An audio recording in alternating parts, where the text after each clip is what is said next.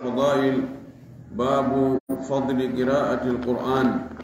عن أبي أمامة الباهلي رضي الله تعالى عنه قال سمعت رسول الله صلى الله عليه وسلم يقول اقرأوا القرآن فإنه يأتي يوم القيامة شفيعا لأصحابه رواه مسلم. إنتي الله سبحانه وتعالى تدد مون رتوه دسني دحند ديتين ينتري يجول إن الأرض محمد صلى الله عليه وسلم أم أنو اليمين سبير من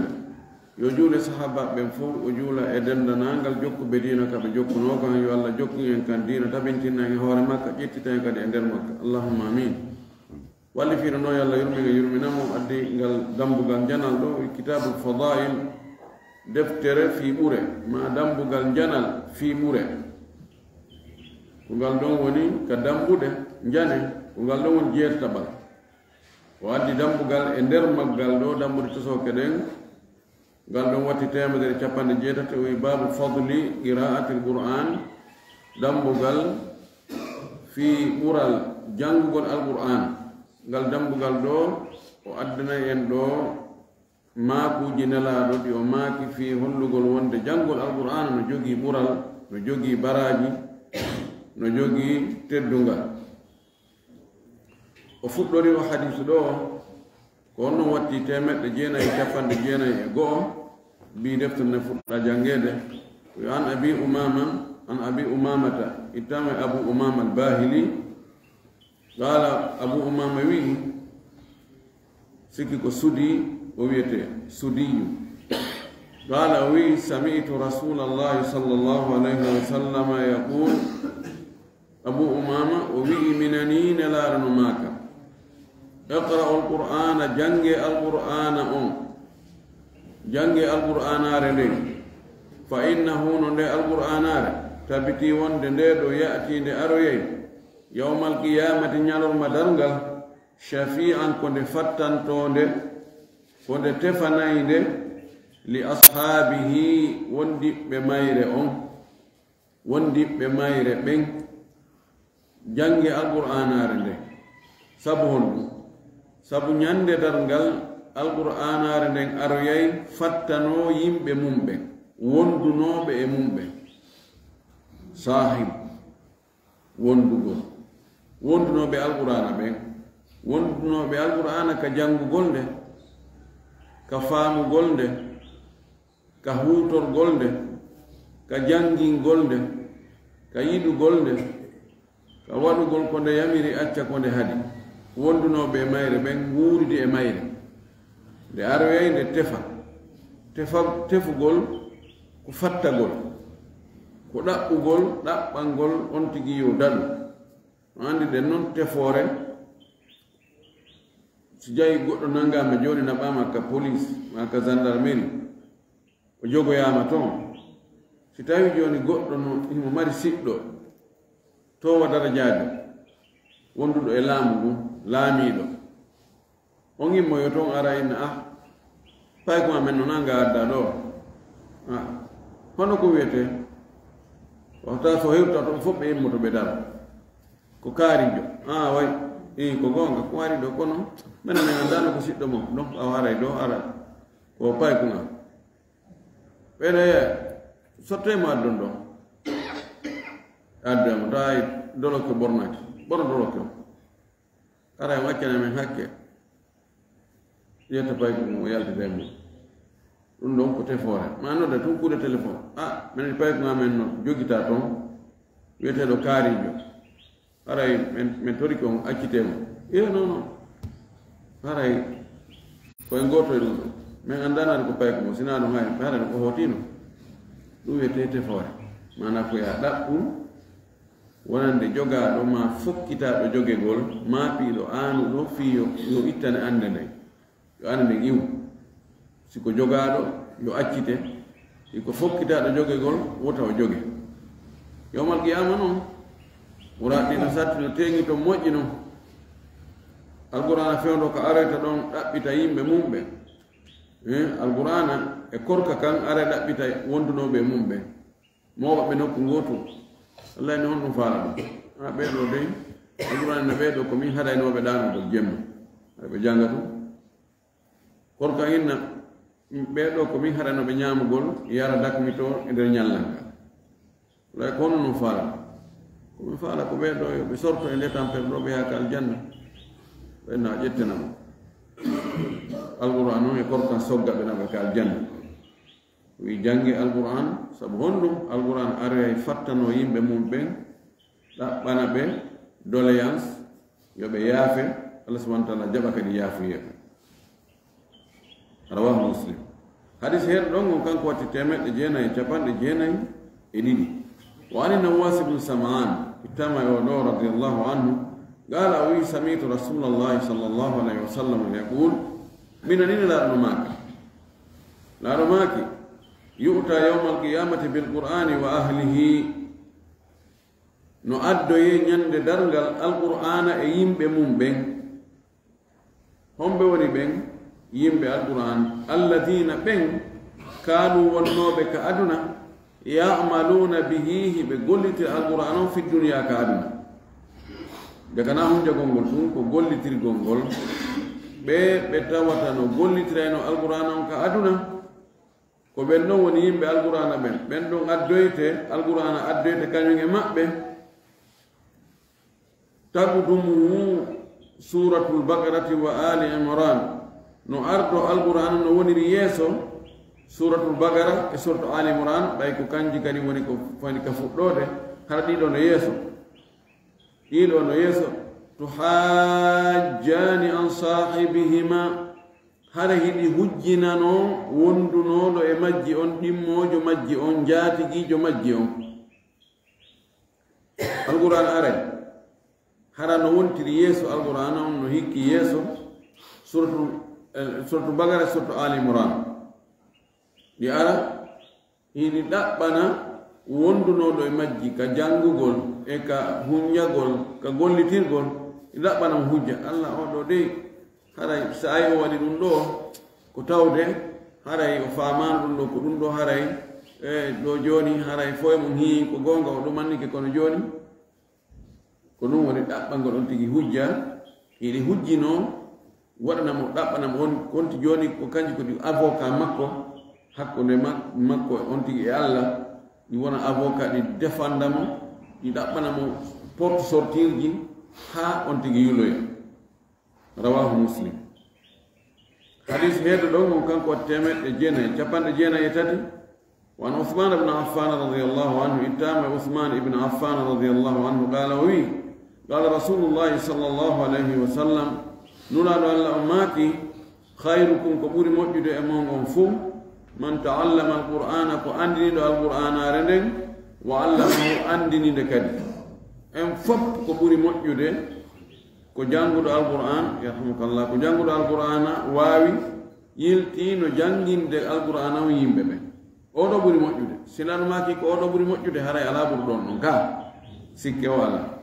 da hadi lhayriya nde moƴƴere ɗo nde heɓata ko si wona on tigi janga alqur'ana o wawa o jangina kadi yimɓe ɓe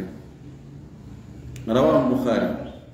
hadis heɗ ɗon kanko 994 وعن عائشة رضي الله عنها إتما يا عائشة يا الله يلتمه قالت يعني من عائشة ماكي قال رسول الله صلى الله عليه وسلم لأن الله ماكي الذي أن يقرأ القرآن من جنگ القرآن وهو ماهر به تيم واوي القرآن ماهر واو قول ها هرم مريتي دوني كومبتاني مودو واوي القرآن عند مؤي أولو ma assafarati ima wondi e nuleteɓe tedduɓe alkiram assafara ko jam o safir ko yahowo hakkunde e laamateri e yimɓe muɗum safir ni ko ambassadeur ko yahowo moƴƴingol hakkunde yimɓe ɗono ko malaika fanda ɗo ko malaikatul mugarrabin al ashraf malaika ɓe tedduɓe ɓattinaɓe allah ɓe wonɓe ka malaul ala dow oɗo janguɗo alquran tawi mo wawi alquran on o wondoya e ɓeeɗo ñande dargal o kirami tedduɓe albarrati ɗigguɓe moƴƴuɓe ko kanko ɓen ɗon hoɗi doyta ɓen ɗon woni ka takko pale sino sifora noon kaburi battade Allah no subhanahu wa ta'ala be do jangudo alqur'ana waawi alqur'ana on kanko be do wondoyta e place nokku ngoto walladhi yaqra alqur'ana kadi mono janga alqur'an wa yatata'u fihi taw ettenno alqur'ana yanga wada yahiltito wa huwa alayhi shaqun tawale alqur'an sattalim kono wiyatano min mi wawata mi tertike wakkilo ɗon uttu ettenno ɗon o gerda e muɗum ɗon o yango ha oɗo kadi lahu ajrani humani joddiji ɗiɗi humani joddi ko woni yangade ko tampa gerto ɗengal ngal no teddi no ɓowri ɗengal ngal laaɓa kono mi wakkili o akkititta ɗum sabu nden wakkilare kin yangi ɗon Allah yoɓama kin ɗon feere ko jangi alqur'ana on kon kadi o heɓa e ndin joddi ɗon kadi feere kono fof mum ko oɗa ko mahiro ɓuri tafi cikke ɗo joni oɗo wiyama mari joddiji ɗiɗi aray mo ɓuri o mahirto mahiro on no sengo dow makko kono noon oɗa kadi kankadi o heɓay joddi ko woni yangade kon e joddi ko e baraji jangugon on muttafaqun alayhi no fotta e sellugol hadis o hadis heɗ ɗon kanko wati 1995 وعن أبي موسى الأشعري رضي الله عنه إتما يقول قال قال رسول الله صلى الله عليه وسلم لأنه مثل المؤمن الذي يقرأ القرآن صفة ما مثل ما يلبديرقل إبديرقل أو جلد قوم ديندو منو جانغ القرآن هن أوي مثل الأترجة هم أوي وندي دين دو الأترجة ko leɗɗe rimata no wayi no ɓuri mangore seeɗa hewta buudima ko no uuri no lewñi no uura si tawi ari takko ka ɓendi ɗon tawa e ɗon fof no uura sa ñamita no lewñi kadi ɗum wiyete utruja o wi oɗo julɗo jangayɗo alqur'ana ko ni wayi o wi utrujja rihuha uurangol mum ngol tayibum no weli no uurangol ngol luuɓete tun tawa ta no weli ko uurata kon wa taamuha holwu ñaamete mum kadi no lewni no weli no uuri julɗo hino ko julɗo himo janngude alqur'ana kadi yani ɗiɗi ɗi noon ko wongol julɗo ngol ɗum ɗon woni mbele nuru ɗum jangol alqur'ana woni uurengol ngol ومثل المؤمن الذي لا يقرأ القرآن وي مثال نون جولدو متوتا جانغتا القرآن وجولدو كونو حكيتان من على القرآن فيو كمثل التمرة نوي ون تمرورة لا ريح لها على أورغول في سورة كونو وطعمها حلو ñamete mu ngono lew sukkar no wadi e mudum bay ko juldo no way won way ko juldo hi don mbele nduru non don kono ura bay jangata alquran sarta ya fonti alquran no jangi la ilaha illa kono tamara ura awada ni nuba tam hayfus kono zanyami sukkar no وهو مثل المنافق الذي يقرأ القرآن ويصفنه نافق جو جانغا القرآن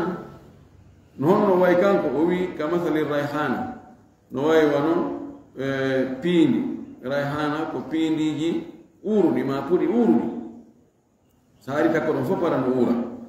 ريوها طيب أورا نقول نولي كونو وطعمها مر نعمته أنه هذه تك ونافقي كان ولا نافقي ولا أنه أورا نبني جانغ القرآن no wawi yerginde no wawi tajwide no jogui qira'aji no jogui riwayaji no waɗɗum ɗon waɗɗum ɗon yeɓe sana no janga allahu akbar kono ka golle sa yi golle ɗen ko golle yette soɓe labak idan no uuri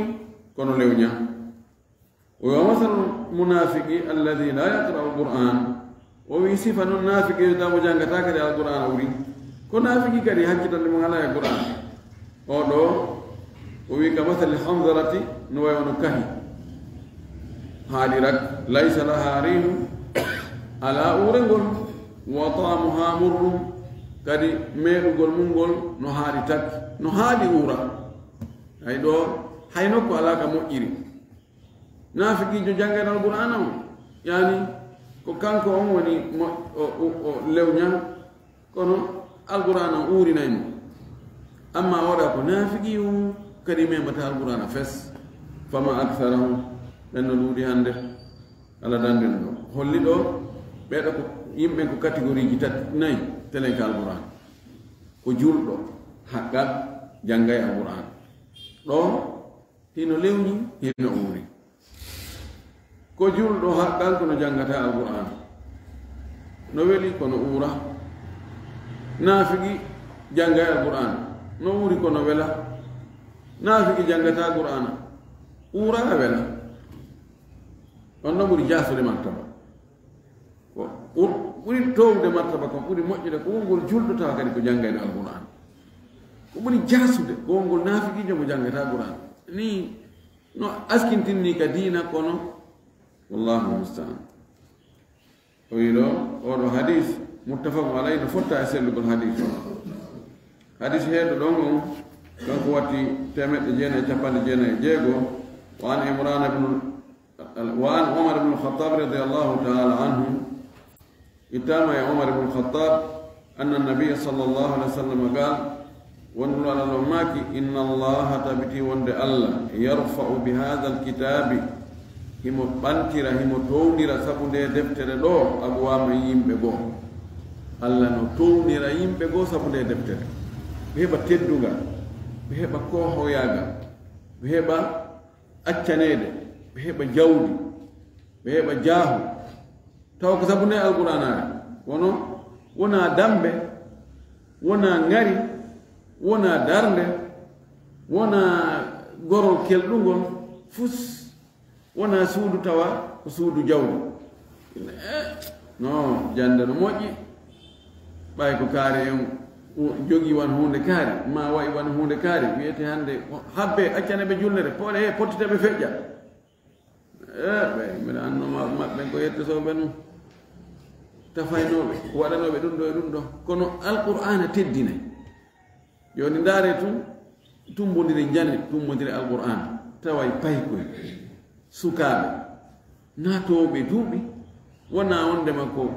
goɗɗugo kono taway fof aray ministre ɓe aray directeur ɓe aray kohoɓe aray jooɗo fi teddingol ɓe allah no towira nde def yimɓe goo sabu nde alqur'ana gandal ngal ko teddungal eyɗen andi so tawi on tigi woni gandu towɗo kummanujo tawi fare ko gaynata konko kanko tun gaynata ɗo goɓɓe ko gaynata weli yimɓe ɓe metti yimɓe ɓen ko be o halfine responsabilité ji jani ani 2006 2007 ɗo koto katan hakko inna joni awa ɗaɓɓe goɗɗo mo tawata en fof eɗen fotti e makko on ɗum ko ganduɗo ko nunduɗo ko anduɗo ko waɗɗoni ko waɗɗoni fi ngari lintaka toon fi jaahu lintaka toon fi teddule lintaka toon fi ko ɗo o iwri wiyaka toon fi ko ngal ɗengal ɗo o wolata wiyaka toon critére ji waɗa yo taw hara imo sifori ni ko probléme gandal e nunɗal idan allah subahana taala towniran sabu nde deftere ɗo yimɓe goo o joltina sabu o wi wa yadau bihi o lelna sabu nde deftere ɗo akharina woɓɓe goo kadi haariɓe dow kono sabu ko ɓe hakkitaka e alqur'ana ko ɓe janngata ɓe cippi ɓe wonti ley inne ndara ɗo ko geɗal shérifa ɓenni ɓe gari mi anndaɗo o ronotoɗo dolle o waɗa woni ko o ɗo dara ko ƴiƴam waliyaɓe ni kono ɓe kanko ɗum annaki e cuuɗi boy no woodi cuuɗi waliyaɓe noon cuuɗi tedduɗi cuuɗi kohoɓe noon ɓiɓɓe maɓɓe goo hay goto falaka fayda goto honirta e maɓɓe woni ko yimma joggi gandal borto tun acciti ko mawɗum jokkuno diina waajagol jangingol ne'ugol terti ka ɗum jokki tun aduna e goto ko yimɓe aduna tun huwonirta ma puyɗa tun jokka joni yowito a menen komin ɓi kaari en komin ƴiƴan kaari en jogi to ɗum yaani joni yimɓe on tigite andi jaga ko ɗay pijigo ko ɗayni ɗum yimɓe tertoɓe ni wona fuya a jokka ɓay reedu wonirtani sa yimanani to amanayni sa ɗaɓɓirali ka dagiɗo a ɗaɓɓiraka hande wona jokka goɗɗum wona yeeyo duro ɗum wona bandi wona détournoɓe ma jokka kere karamu ko batin yaga haram ha janggana ɗum kono ɗayna ɗon yimɓe ɓe jasa wallahi ɗum no wuura woodi joni goɗum hari ko wawaɓe ko tampuɓe ko ɗumaniɓe gerduɓe adna ha mawɗum kono wakkilo kata kata no janga ha Allah ɓanta ɗum so daari ɓurɓe ɗurde ɓen resisoɓe ɓen ka jande woni ko ka école ji française ma ka anglais ma ka métier ji ka alqouran ndaare tun yey tun kala école ji ɗum tawa yo heɓoɓe note ji towɗi fof ko yimɓe cuuɗi tampuɗi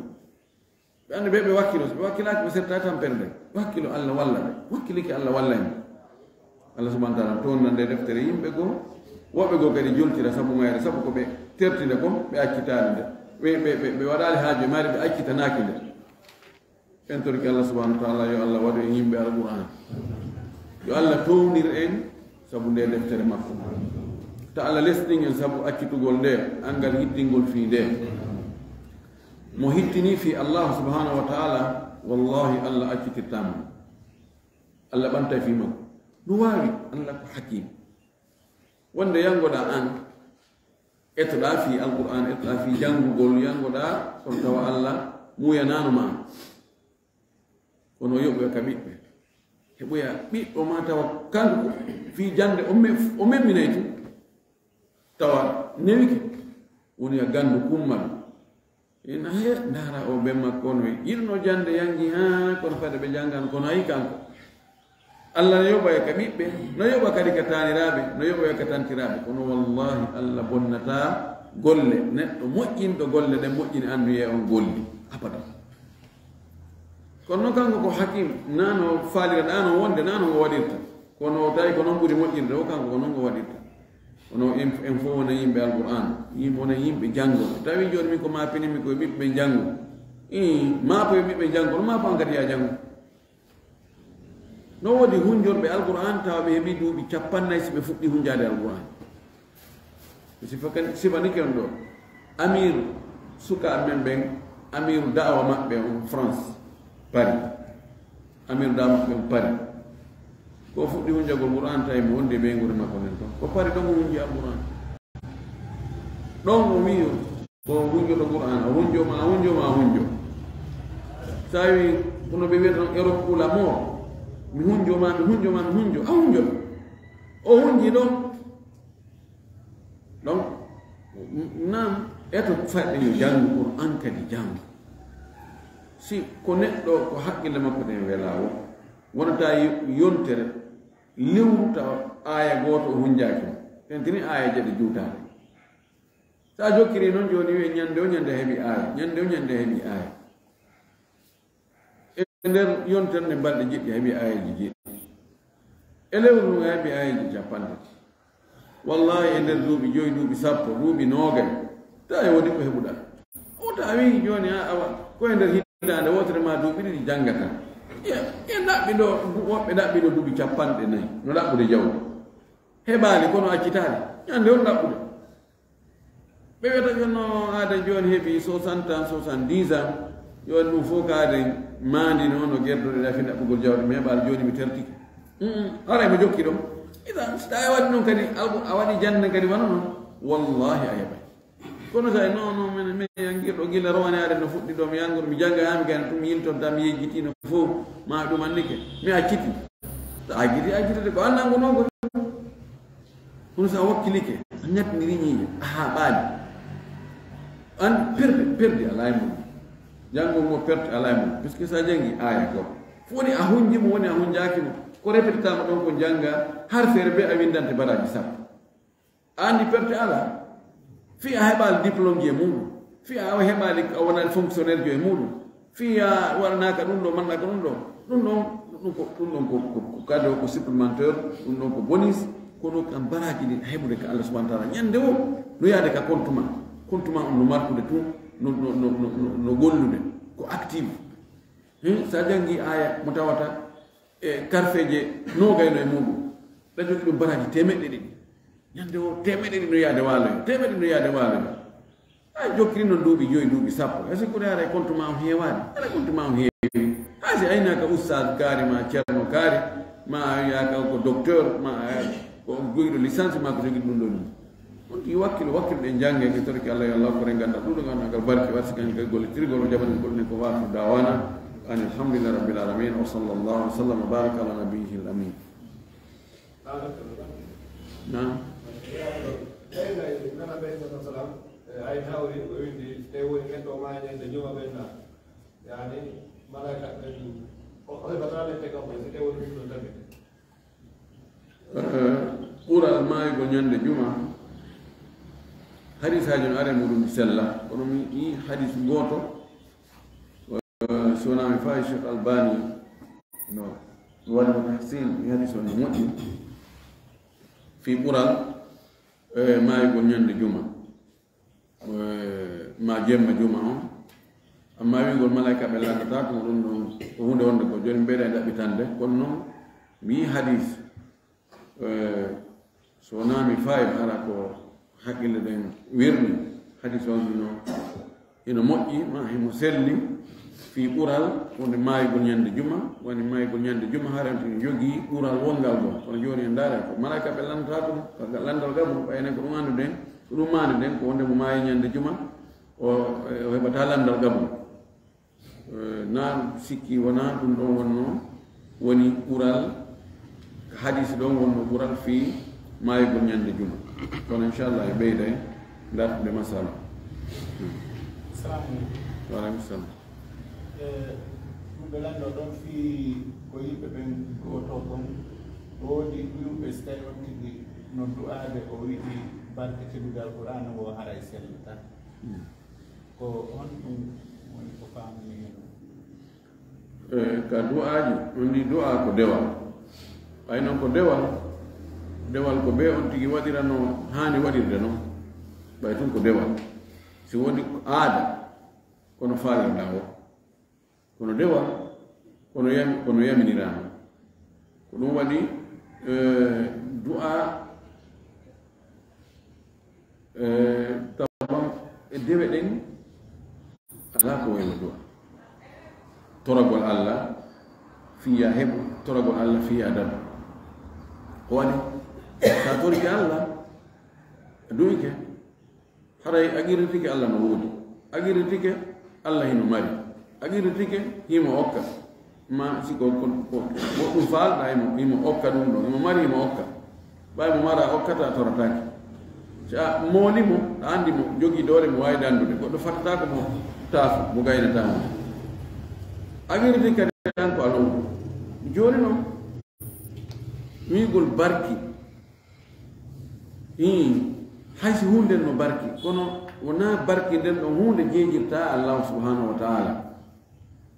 won barki makka e madina barki safa e marwa barki jabal arafa barki musdalifa barki mina ani ko heewi kon yawɓe hajjuɓen ko andita ɓeɗo ko hajjoyɓe ko ɓe lintata toon piiji ko woni toon ko kono anda ko nokkuji barkude kono yalli nelaɓe sahabaɓe ɓen e yimɓe moƴƴuɓe attinoɓe imam malike abou hanifa shafi ahmad ɓen e du'aji maɓɓe ɗin ɓe wiyayno ɗum si ɓe wiyani ɗum winde tan kono windaka amma alquran ko daalo allah wona ko taga few alquran wona ko taga pellet ko no barkina kitabu anzalnahu ilayka mubarak ko barkinade nde mari barke kono joni yalli barkol alquran an ko an waɗi andi ko hanɗa jeejirde allah torra allah ko an ko waɗɗa ko dawawi allah wannan ɗum ɗo sabu komi gonɗini alqur'ana kon sabu komi yiɗi alqur'ana kon sabu komi jangata alqur'ana kon sabu komi teddini alqur'ana kon sabu komi woni hutorde alqur'ana kon ko alqur'ana mi yiyata yamiroje ko alqur'ana mi waɗa mi yiya toon ko alqur'ana haɗi mi acca sabu ɗum waɗana hunde kaani ɗen andi yimɓe tato ɓe natnoɓe ka fammere hayre ari uddiɓe koɓe jeejirno Allah subhanahu wa taala mo ɓe koko golluno kon ka oya jeejiri Allah sabu accugol bone tawi bone weeɓi tikele tawi ko kulol Allah tun o acciri waggol sina o jeejiri ɗum Allah oya jeejiri Allah ɗiggalngol yumma mum e ɓen mum oya jeejiri Allah jonotugol haqqe mo gollinno o yoɓi on ɗon añi o mankarimo ɗon o ɗumandi o jonitimo fof ɓe ko golle mum ɗen ɗum ko wa jeejirde Allah sabu ko wiɗi nelaɗo ko wonana hunde kaari Allah sabu komi ɗofti nelaɗo ko sabu ko nelaɗo welatanmi ko sabu komi juuri ɗo ko sabu komi ne horude kon sabu kono janngude alqur'ana kon sabu komi jokki en ɗan kon wonna hunde kaari ma danda hunde kaari kono ɗo ɓuri moƴƴude ɗi wigol balki alqur'ana ma barki ɗum ɗo barki ɗum ɗo sinda noon kadi ko alqur'an edi ko lutti ko taga ko ɓay joni makka e madina suudu kaaba safa e marwa maqam ibrahima ɗum ɗum fof koko taga certi alqur'an no wona ko taga ko darol Allah sinda ɗum ɗon wigol awa barki alqur'ana edi wigol barki piiji luttu ni tawa ko ɗi tagari torki Allah subhanahu wa ta'ala hawrini sawa